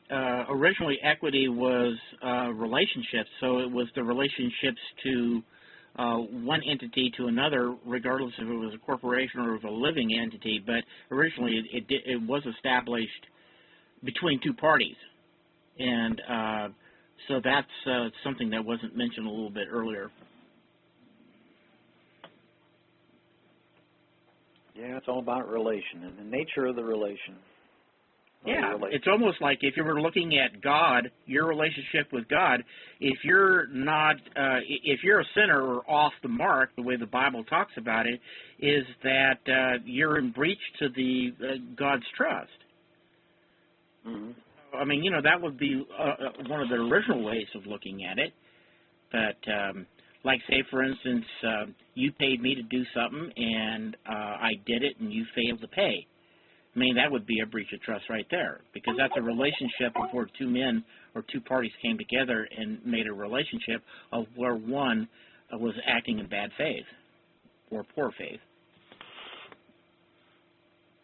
Right, if you had the elements necessary to form the trust, yeah. Yep, exactly. So, but I just wanted to put because I thought with trust, so you got to be kind of careful. What did you say? I say some of these relationships, they are so closely looking that you can't tell one from another, and they look like trust, but you got to really get down to and find detail and find out whether you got the elements necessary, or else it could be a different relationship, like agency or debtor-creditor or executor or whatever. And it wouldn't be trust, although they look almost similar. Yeah, I mean, it's kind of like if you didn't trust somebody, you probably wouldn't get into any kind of like a contractual agreement with them. So when somebody says that I trust you, that means that I empower us to do things together. Yeah, and then did you pass title to them? Yeah. Anyway, that was pretty much it. Didn't have too much to say. All right. Oh, by the way, I've been using a lot of our information. I think that in the last month I must have done 15 to 20 cases with the NTT information. Great. How did that turn out? Yep. Well, no, but my biggest question is that, okay, so what's the follow-up to some of our paperwork if they fail to answer us or to go ahead and merge the titles and return any funds that are overage? what type of paperwork should we be considering putting together? Do you got any kind of like wording, or should it be a breach of trust? How would you put the wording in for a follow-up paper to get their butts in gear? Well, I give them an opportunity to cure after I put in a demand letter for, to return to trust res or do the duty that they were ordered to. Okay. And then I would give them an opportunity to cure. And then after that, then I would notice them the breach of trust and then go for the enforcement. Okay, so in other words, follow a little bit the same administrative process as the maritime lien process, the negative avertment process, right? Opportunity to cure, because really that's just following due process. Yeah. You always got to give somebody some second chance to correct. All right. So what I'll probably do this week, because I'm going to go ahead and prepare for that, I think I'll put something together, and then what I'll do is I'll shoot it over to all the other teachers in the group and let them bounce it around with each other. I'll probably put something together in the next couple of days so we can have those things available. Yeah, and then it comes back down to whether you want to or not, but you could put it in there. You could put it to them, do you realize that if I take you to court that the trustee is presumed to be guilty, and the only way you can prove yourself innocent is if you have a record for a disbursement or a performance according to the indenture? That's true. Because that's where the duties and obligations... I have the burden of making the proof. No, trustee, you had the burden of coming up whether or not you got a record that you did what was supposed to be done, because the court is going to look at you as being guilty already. But that would fall on the trust side or equity side of law more so than it would be for like the unclean hands, which is the statutory side. Am I correct or right about that? Yeah, well, unclean hands would probably be the statutory equivalent to he who comes into equity must be doing equity. So that would be a maxim versus, say, the doctrine of unclean hands. Doctrine of unclean thing is the maxim, but the doctrine of unclean hands is statutory. The maxim is equity. So if we claim the maxim, we'll be in equity if we don't claim the doctrine.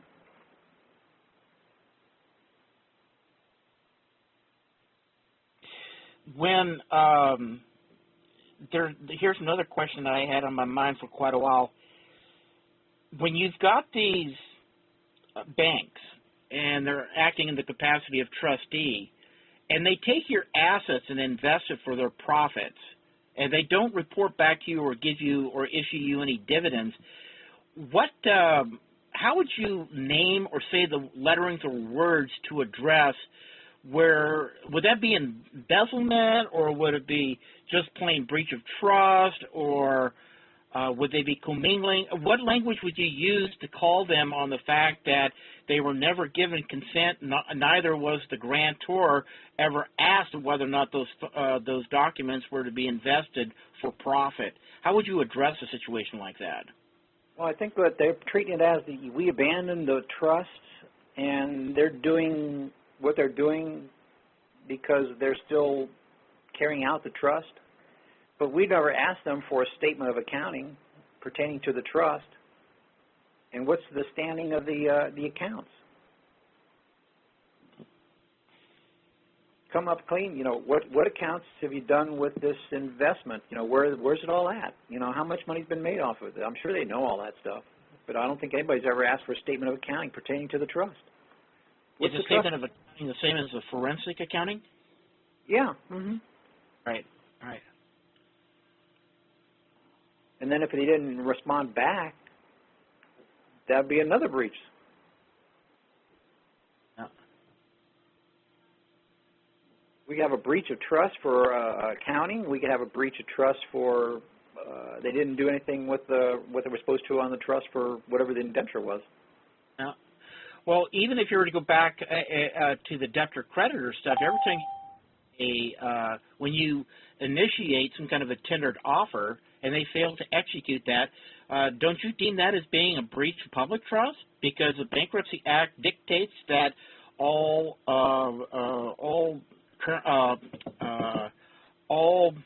commercial activities it inevitably has to be addressed and funneled through the U.S. Treasury. So therefore, if they fail to execute a tendered offer of what you give them on that side, wouldn't they actually be in a breach of public trust and to be called upon that? Yeah, I would think so. All right, good. All right, that's good. In regards to them having a charter, a bank having a charter, have you ever seen a charter of a bank, and does it include the fact that they have a relationship to the Bankruptcy Act? Well, I've never looked at a bank charter, but I would suppose I would think it should. Yeah, me too. It'd be interesting to get our hands on a bank charter just to review it to see if we can pick up anything about trust and their duties and obligations in regards to the Bankruptcy Act, because, man, that would really nail them big time, don't you think? We need more help. There's so much.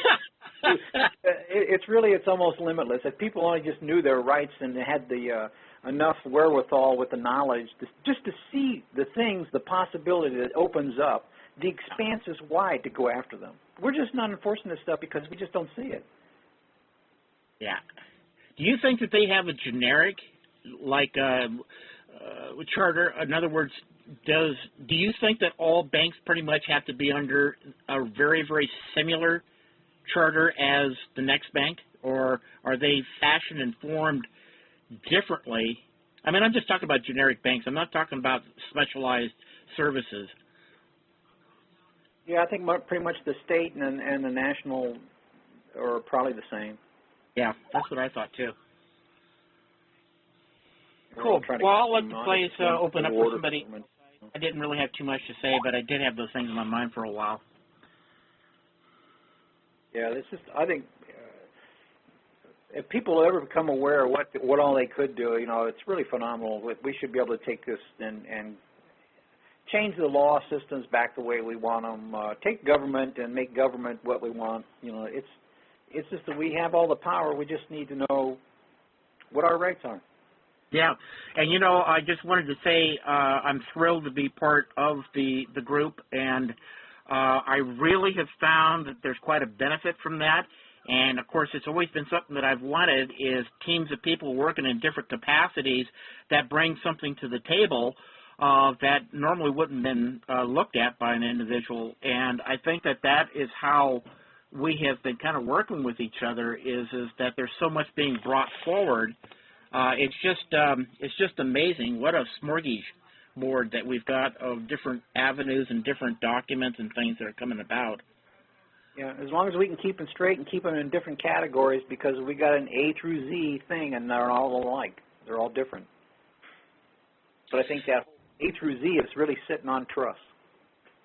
I do too. The fact is that you can't believe my debtor-creditor groups are all starting to come around. In fact, I just got a couple emails that they want me to start working with the trust information we've got on their stuff. So they're coming around. They're listening to what I've got to say. There is one last thing I wanted to ask you. Going back to a conversation we had about 2 months ago, I don't think that I got a satisfactory answer out of the idea that I posed. The 14th Amendment kind of was like where there was a division of the debtor-creditor or at least the corporate man from the sentient man. But the Bankruptcy Act did the same thing, but enforced it and actually made it kind of the straw man as opposed to the creditor or the living sentient being. Do you see that there's any connection between the two at going about maybe merging titles between the two of those and having that as part of our overall remedy to close out the trust? Well, I think that Constitution is nothing more than a subcontract or a sub-trust. But really, it's all for the fiction. Yeah, I have to agree with that because I've been kind of looking at it from that point of view. But do you see connections with the 14th Amendment and the straw man from the Bankruptcy Act, how they divided that and made a division of the debtor-creditor, and a little bit the same happened with the 14th Amendment? Do you see that there has to be something there that we heal when we get ready to do the rest of the stuff? Well, if you wanted to look at the Constitution, you know, the amendments were for, say, 14th Amendment and on, whatever it was, that's for the U.S. citizen. Mm-hmm. But I look at that whole Constitution as they swore an oath to that. That's not mine. They're supposed to uphold those rights for those people, and mine is the Declaration of Independence with all the unalienable rights, with no restrictions other than love my brother and what that comes to. Do you also feel very strongly with the Federalist Papers too, a little bit like what you're feeling with the Declaration of Independence? Yeah, because the Federalist Papers has taken over everything, but you know, those people in the Federals, but those Federalist Papers pointed out that's what was going to happen. Oh, absolutely. You know Merriam-Webster? Webster's Dictionary? Yeah, Merriam-Webster is a friend of mine, and I had her on one of the calls one night as a special guest. She has done an annotated version of the Federalist Papers, and when I talked to her a couple of weeks ago, she said she was going through the Declaration of Independence and annotating the whole Declaration of Independence. Mm-hmm. Yeah. So she's already done her complete annotation of the Federalist Papers, and she probably is finished with the Declaration of Independence. I thought I'd mention that in case you were interested in possibly ordering a book from her on that. There's so much stuff to read and study anymore. It's got like. Yeah, no, I hear what you're saying. It's just that I wanted to bring it to your attention because not very many people know Mary, and over the years I've gained a nice friendship with her, and she keeps me informed with what she's doing. What's the title of her book? I'm pretty sure it's just an annotated version of the Declaration of Independence. And Huh? She's the author. That's her handle. She goes by. She doesn't go by some other. No, Merriam-Webster. In fact, if you look, she's selling her books over on what's that very popular book place on the web? Oh my God, Amazon. Okay. Yeah, you could actually get her annotated version. We sent a copy up to Glenn Beck, hoping that he would announce her book on his show, but I don't know why he didn't. But anyway, he was asking for somebody that had an annotated version of the Federalist Papers one night, and I called Mary at 11:30. I says, Mary, guess what? She says, I just heard it. So she sent a copy of the annotated version up to him, and we didn't hear anything more from it, so we don't know why he didn't announce it. But I'll let somebody else ask some questions. I didn't want to occupy the phone. Thanks, Christian. All right, thank you. Bye-bye. Next caller, you're unmuted. Anybody have a question? Press *6, *1 to get in the queue line. Jacob, you're unmuted. Oh, hi. How you doing? All right. How are you? Oh, I'm okay. Thanks. It seems like going into court to get into the court of equity, especially, it appears that there are many, many, many obstacles that it's so easy to lose your ability to get in there. Even if you're sitting down and they ask you to stand up, you can actually waive your standing to get in there. And and so I've been thinking about what it is that's actually gets us in there, and it's really bothering me because everything seems to be centered around the signature, isn't it? Yeah, because that's what they want. They want the signature or some kind of action to get the combination signature rights. Yeah. Now, we know that, well, I've been studying the origin of law recently, and it's a pretty in-depth undertaking to find out what actually is the origin of law. But in doing so, I find myself looking at the precepts that existed long ago.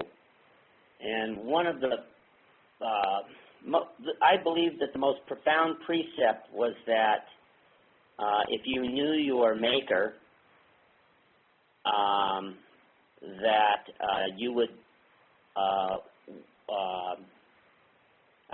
that your purpose for living daily, getting up every day, would be to enjoy long life.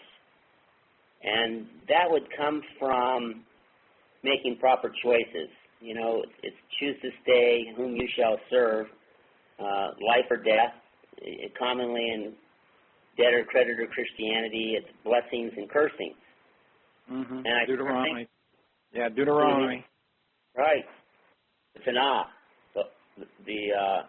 Anyways, I started thinking about this precept in great depth. And I thought about curses. And I thought, a curse, what's a curse? Well, it sounds odd, but, you know, we get the word cursive from the word curse. And we get the construct of cursive writing, which is actually what your signature is. It's a cursive writing. And its foundation is curse. And it's a form of swearing, and you basically curse yourself with your signature. So I was just wondering if there's some way that maybe as we are thinking about withdrawing this so-called special deposit, maybe we might want to withdraw that curse. Well, let's go back a little farther. Yeah, let's go back to whether or not that definition is correct, whether that's a righteous definition. Instead, that may be just a satanic ploy to corrupt the perfect name that exists, your namesake, because you were made in the image and likeness of God. But Satan comes along and says, okay, we're going to wordsmith this, we're going to word art this, and we're going to change this definition to now be cursive, and then every time you use it, you're cursed. So that was the antithesis of the perfect thing that was created from the beginning. You might have a point. I'll start thinking about that one, because I think it's probably the most important point for me to get a hand on, because if I'm going to have standing when I walk in under the law form of Yahweh, I want to make sure that whoever is across from me, you know, can't misconstrue my standing. Or even have some kind of secret that I didn't do something secretly I was supposed to have done. I didn't move my hand the right way or whatever. I'm sure they've got a ton of little secret things that they're going to try to hold against people. Yeah, but that actually makes it very simple to not be in their jurisdiction. What's that? Because everything that they do would be you don't want to do, period. Now, if you don't do it, then you're not in their jurisdiction. That's very simplistic defense.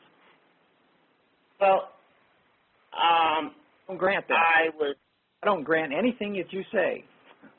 I don't do anything that you say. I don't grant anything. Only what I grant do I do. And I'll grant you my name for the purpose of what I'm setting it out to you for, whatever my intent is. And it's to be returned to me.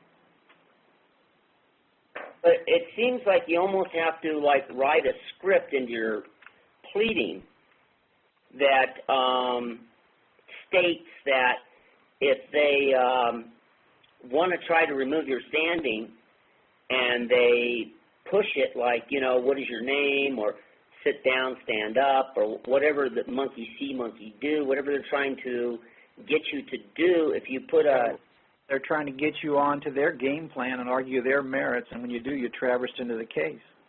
And you go to jurisdiction. Wouldn't it be wise to write something into your motion that if they tried to start doing that, that you pre-told the judge that you're allowed to leave the room rather than waive your rights? Yeah, I would set the jurisdiction in the pleading, and then whatever they said after that, it's not going to grant it. Mm-hmm. What do you think about that? Pre-writing in your... If you did get stuck, you could always say, hey, that was a mistake, and I redrafted back the other way. If the guy was having a bad hair day and he was really being adamant about, nudging you. Yeah, okay, that's the trick, not to fall into the trap. Yeah. So I'm thinking that you got to write that into some sort of directive to the judge that if he starts trying to bring that jurisdiction in, that you leave room for you to walk out of the courtroom.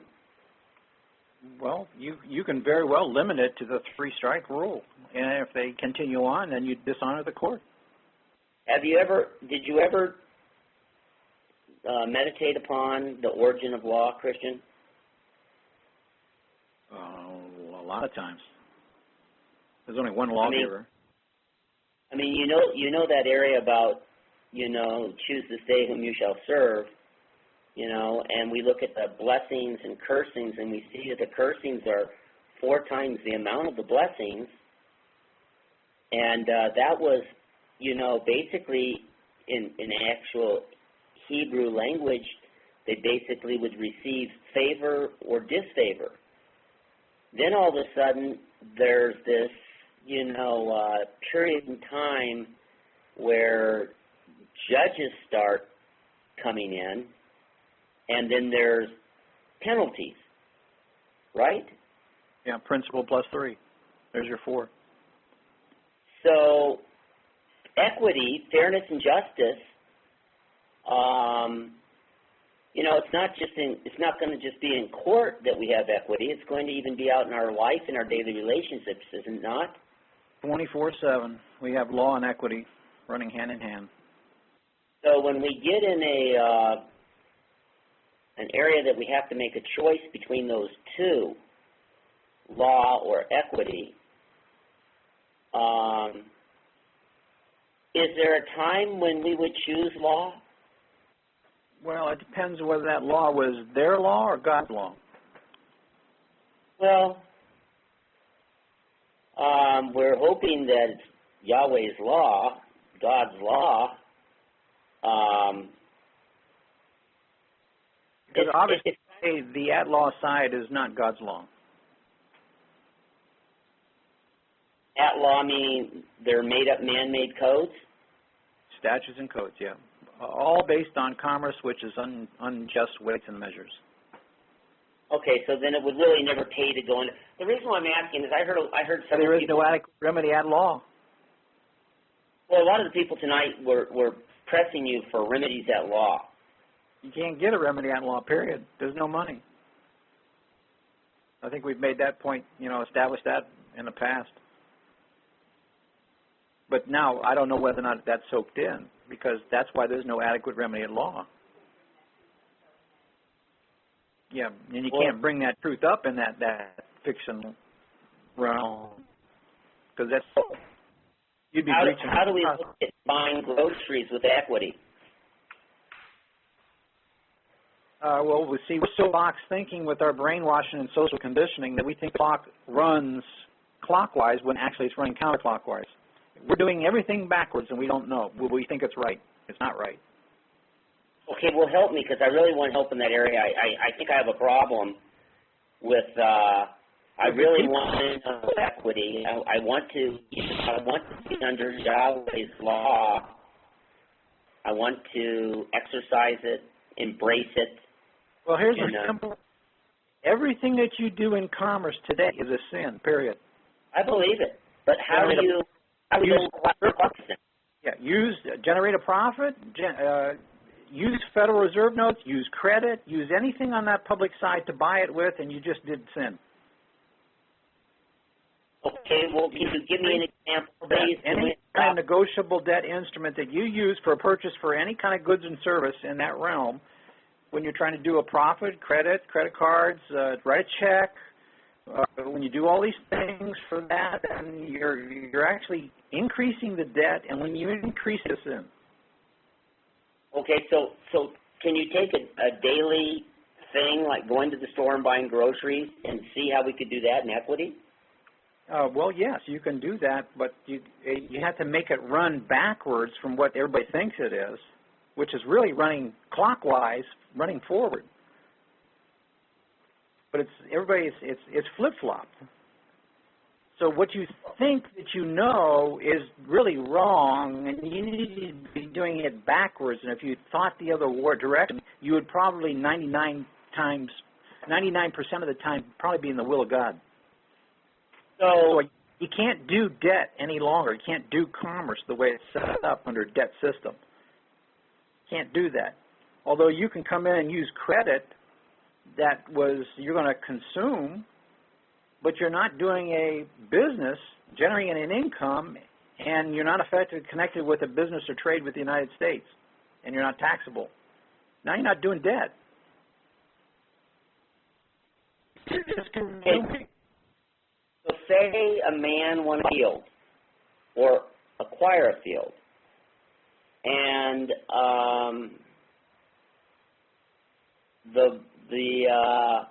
the plan to do that would be where there was debt removed from the system. And so the debt removed on the one side of the now, how would you scale, remove the debt from the system? Huh? How would you remove the debt from the system? Extinguished in a merger. Yes, right. Yeah, that's what I'm saying. So let's say you had $1 million and it was extinguished in a merger, and you had a field and you wanted to buy the field, and the party that had the field, is there a way to take that extinguished merger as a non-negotiable instrument and let him have it and make him be the one to convert it to sin? No, but see, the sources that you're converting on would be the private side equitable asset. And when that is converted, it's not sin-tainted. So it's not creating sin. You mean if the conversion took place on the private, non-negotiable, extinguished asset? Yeah, it's on the second go-round when we use the debt upon debt to make more debt, then that's where the sin comes in, because we're mounting debt up, which is a sin against my brother. So when you've extinguished it, the greater to the lesser, and you've extinguished it, have you cleansed it in order to be able to now be able to have clean hands? Huh? It's not say I cleansed it. It's that its source is pure to begin with because it's private. It's not a sin to begin with. So now I have a $1 million non-negotiable asset. Yeah, an equitable asset. Yes. Equitable asset. Equitable asset. Now I have a $1 million. It could be $1. Equitable. We have a unit of one, an equitable asset. Now, say Yahweh says to me, I want you to go and buy that field. Okay, so I'm going to have to go into the public and buy that field, but then what I'm going to do is I'm going to have to probably convert or change that private equitable asset in some kind of interest, and then that's what they can see in that public realm, and that would pay for the field. So if you were to put yourself in those shoes, how would you do it? Well, then what I would ask is, what is the source of the interest? It's private. The source of the interest of what? The interest that you're going to pay for the field or whatever it was you want to buy, that you want to consume, that public realm, what is the source of that interest? It's private. It's pure. It's not sin. And then I'm going to exchange? Yes. That which I received, I'm going to exchange for the source of interest, for the private source of interest for the field. Yeah, the interest is going to be deposited on the public side, but its source is the private side equitable funds. Is it a bond? It's credit. And credit, by definition, is trust. It's belief. Credit is belief. Have you seen anywhere in the trust law books that you've gone through that I could go and research this a little bit further? Or you take Black's Law 8th edition and take that and just go through the equitable definitions of all that stuff we've been talking about, and you're going to come to that conclusion. Just by Black's Law alone. Okay. Okay. That's a good study for tomorrow. Okay, thanks a lot. Night-night. Yeah, because the definition of Black's 8 of credit was belief, trust.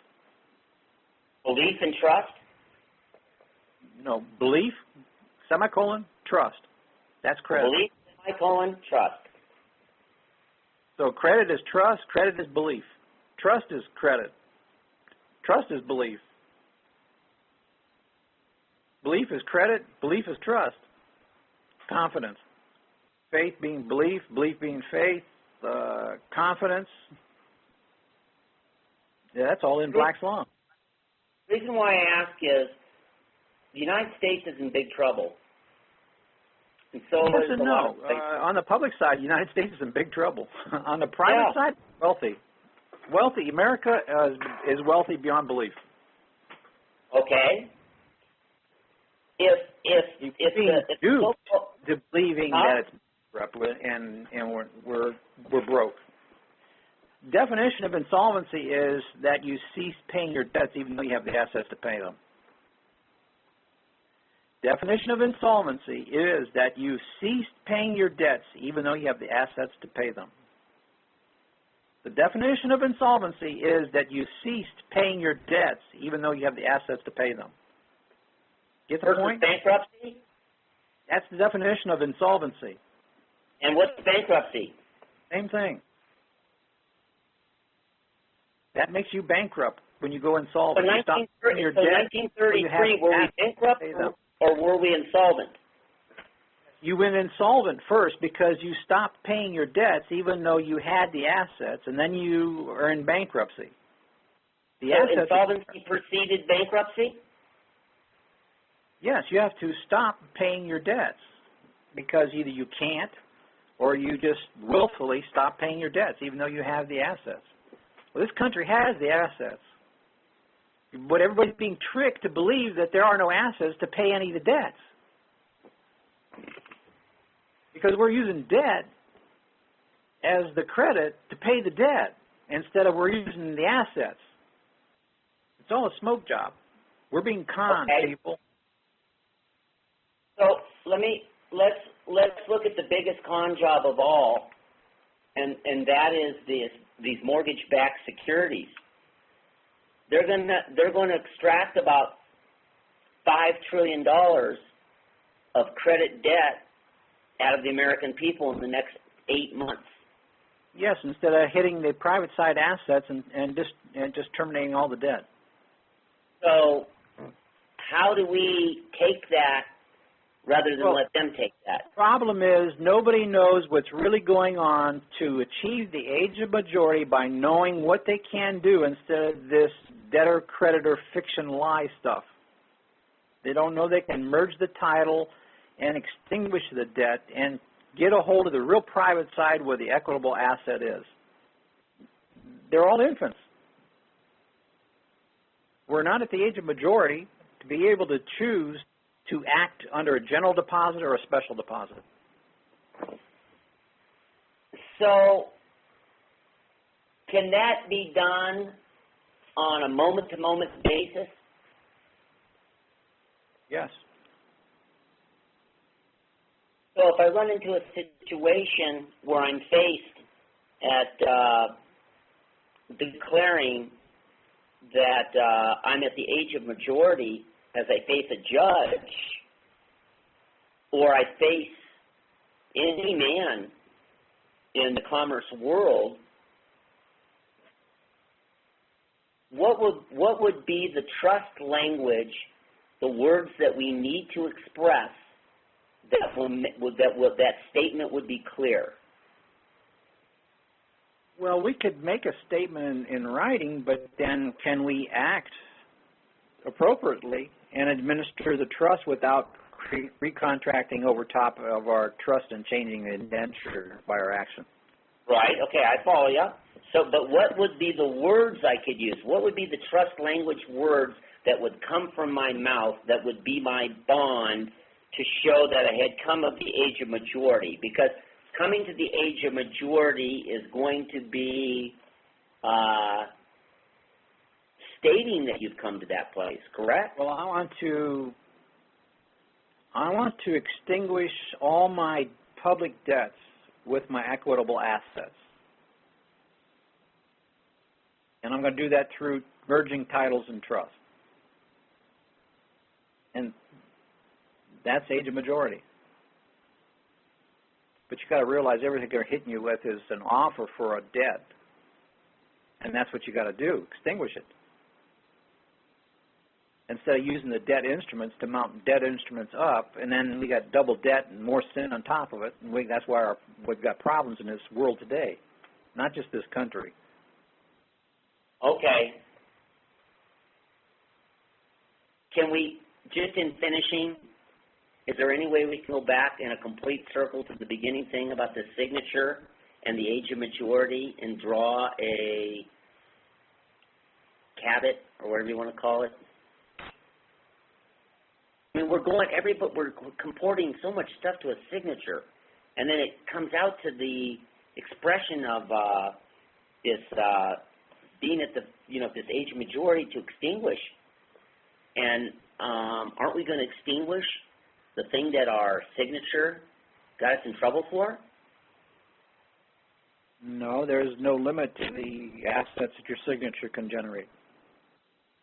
There's no value of it that can be recognized on a public realm. It's valueless. Cannot my word do the same thing? Yes, that's basically what your signature was put down to, your word. Okay. That was my seal. Yes. Okay, well, I'm starting to understand. Thanks for your help. Yeah, we make, how many times we go around the same mountain again, but yeah, that's, when are we going to start going up the mountain? But I would say, I grant you my name and confidence with reliance on to be returned to me sometime in the future, along with my interest for the purpose of extinguishing the debt or the obligation in discharge. That was the instruction. And then the order is, I order you to carry out my purpose now or be in breach of trust. And that will be established before I even walk into court.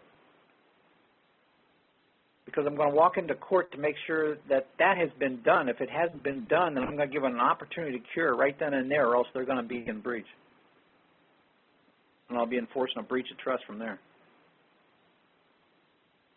Okay, I'm sure there's other people that have got questions. Thanks a lot, Christian. Yeah, well, I'm afraid that's going to be the last question because I've got some stuff I got to do tonight. Okay. You've been a great help. Appreciate it a lot. Okay, Pete, you're up one more. Pete, you're unmuted. Oh, hi. Yeah. Goodness, what was the question? I think it was something to do with establishing a court of equity, in that as long as you know who you are and you've claimed the trust, like we spoke about for the last 3 calls last week, you know, you've established that it's in trust, and then you just stick with that. Or getting into a court of equity? Or? Yeah. And did you get the PDF? We found it written by Lord Blackstone in his commentaries on it. on the laws of England. It was of proceeding in the Court of Equity. Is that number 6 or 65 point? Yeah, I think it is, yeah. Yeah, I remember reading that, yeah. Yeah, and I don't know if you got the document itself and it tells you how to do a bill in equity too. Okay, but I think that was exactly what Lewin was talking about, same thing anyway. Yeah, it will be, yeah. He was talking about the subpoena, and that's how you get in the summons the trustee into answer the beneficiary's claim. Yeah. Which really, I was reading, I just touched on it tonight again, and I was reading on the back away a couple days ago that actually was equity. The counterclaim is an equitable claim. Yeah. And I believe one of the judges was trying to help me there in a case going a while back, and obviously I didn't know. We're going to put in our pleadings, this is a suit in equity, or this is in equity. We're going to set the jurisdiction to be the equity. We're going to put in the maximum that's going to set the jurisdictional equity standing, and we're going to come in, that's going to be a counterclaim. And you're going to summons or summons in the other side, and that's going to get you into equity, where your remedy is. And we're going to claim that there's no adequate remedy at law because we're not claiming any at law side remedies, for one thing. One of the guys actually asked me to ask you about something he's done with, and it's going to go down the same path anyway, I suppose. Our equivalent of the DMV is the DVLA. So he's written to the Ministry of Transport, which is the Department of Transport, if you like, and the DVLA are their agents. And he's appointed Philip Hammond, who's the Minister of Transport. He's appointed him as trustee, and he's told him, whatever fines or anything that he gets whilst driving the car, he'll be liable for. So straight away, Philip Hammond, who's the Minister, he's then given it to DVLA, who's the agent, and they've said to... Something just came to mind when you're talking there. About what you talked about earlier, that you're getting hit up again for the same claim after you're withdrawn. It's like, okay, there must be another master file that needed to be corrected because you created corrected one of the sub-files, and when you corrected the sub-file, you didn't correct the master file. So you're getting pulled back into the jurisdiction again because it's off the master file. Where's your master file being kept? Well, I think it's locally. If it's local, do a withdrawal locally. If you can find out where the master file was, that all other files have to comport to, if you get the master file, then you've got it all. Mm-hmm. If you change that from a general deposit into a special deposit, withdrawing that from the general, then they can't suck you back into the jurisdiction on some other sub-file folder that comes back up that you're in the jurisdiction and never got out. Cool. Yeah, because that must go with, do you have like a rate system over there where or a land tax or something where when you get a property, then you have to pay for the services? Yeah, there's a county fee that's assessed yearly for the services of the county. Well, that's the feudal one, isn't it? Yeah. So is that not it? Possibly. But, we were thinking here that the individual master file in the IRS was the ones that all other agencies got to comport to. And if we correct the master file, then all the other agencies, that's cleaned out too. But is not the origin at local level? Well, I don't know, because here there was the attorney's manual that stated that the IRS was the master file for all the other agencies to comport to. That's if that's the origin, but as we know, when you're born, you go into the district ledger books. You don't go into the national. Yeah, well, that could represent you on the land and the county, but then the bond or the live birth certificate that created all this stuff on the public side, that was the first place, and that first place probably went into the IMF and the IRS. Yeah.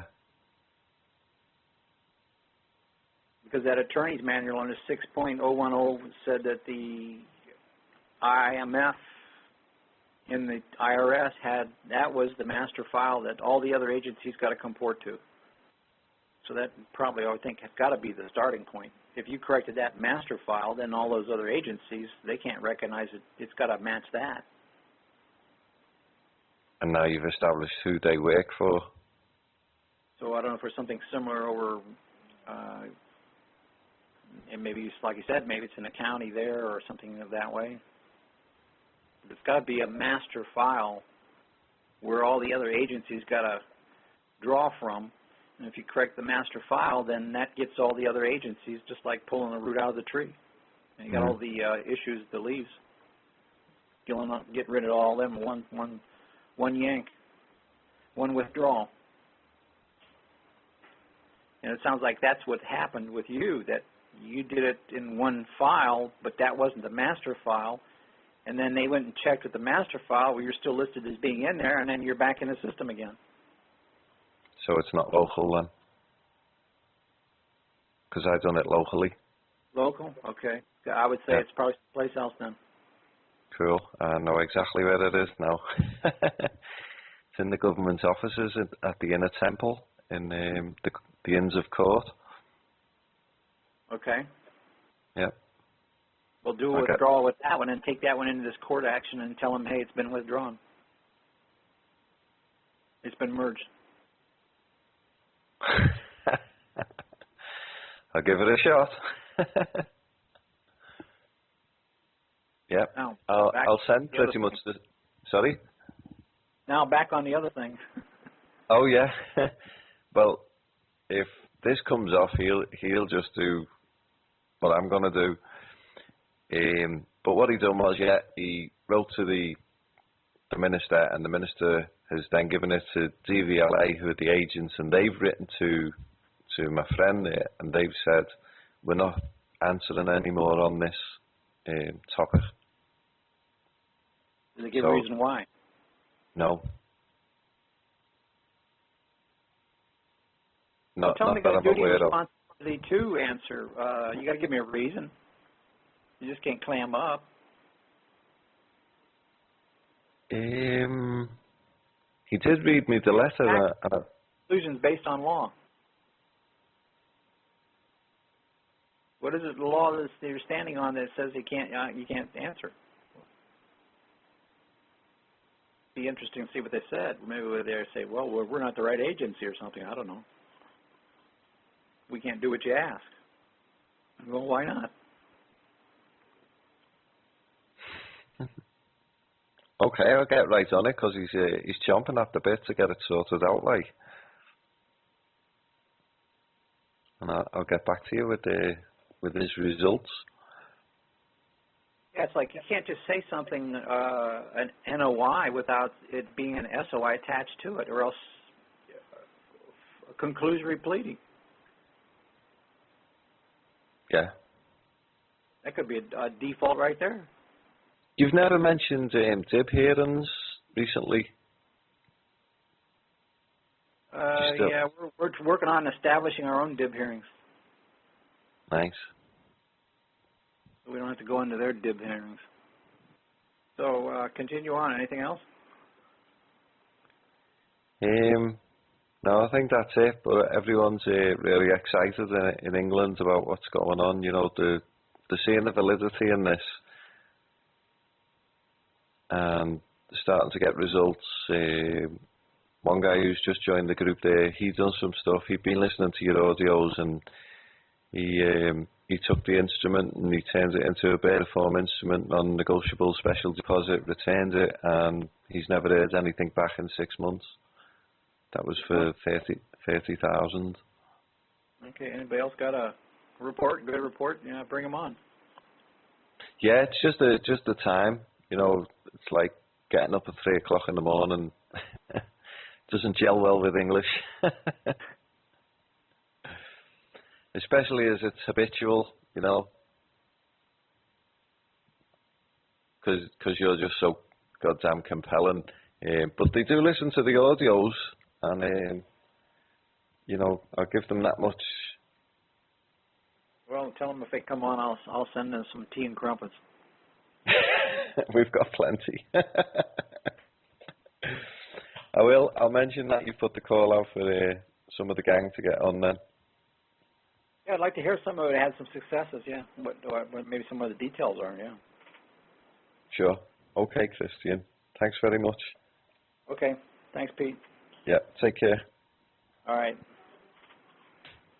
Okay, I'm saying good night, everyone. See you tomorrow night at 10 o'clock.